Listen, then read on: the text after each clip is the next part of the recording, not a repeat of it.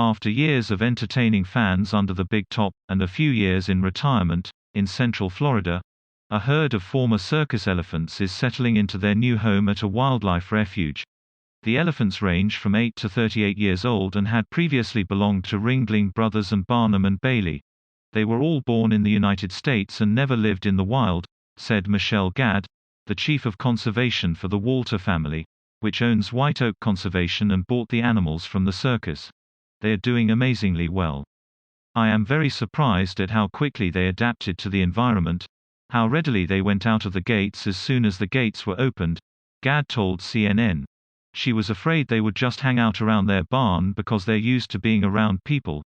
But Gadd said the elephants will sleep out in the woods and venture on their own for a few days at a time.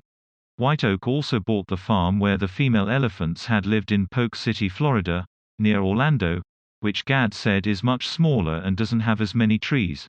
This elephant group has been socialized together the past 2 years and includes 2 sets of full sisters and several half-sisters, Gadd said. They are also the youngest elephants and were expected to be the most adaptable. Staff put out hay, produce and special elephant supplements around the habitat, but Gadd said the elephants are starting to eat some of the food options that are growing there. They also like to dig up saw palmettos, and Gadd said they use the branches to scratch their undercarriage. It took them a few days to get used to pine trees, which would spring back and smack an unsuspecting elephant in the face when they tried to snap them with their foreheads, Gadd said. On the first day it had scared him and one female trumpeted and ran away, Gadd said. But by day 3 that tree was well and truly flattened.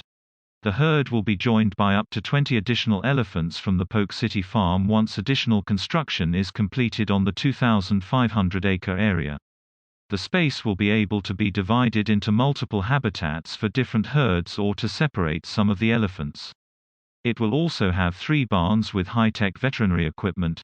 The second barn is expected to be built next year, but Gadd said they aren't rushing the project. The elephants always take precedence, Gadd said. So our priority is letting them settle in and be undisturbed here and have the whole place to themselves for a while without construction crews, and without disturbance, and without additional elephants even coming right away. Gadd said 8 of the elephants at Polk City are males, who need to be kept apart by a whole different level of fortification, of fences, barns and transportation.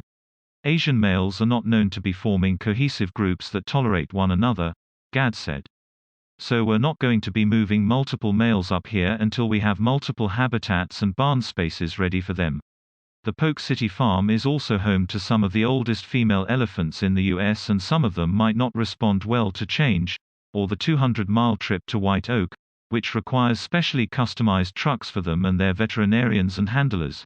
We will continue to care for elephants there throughout their lives if they cannot be brought up here, Gadd said.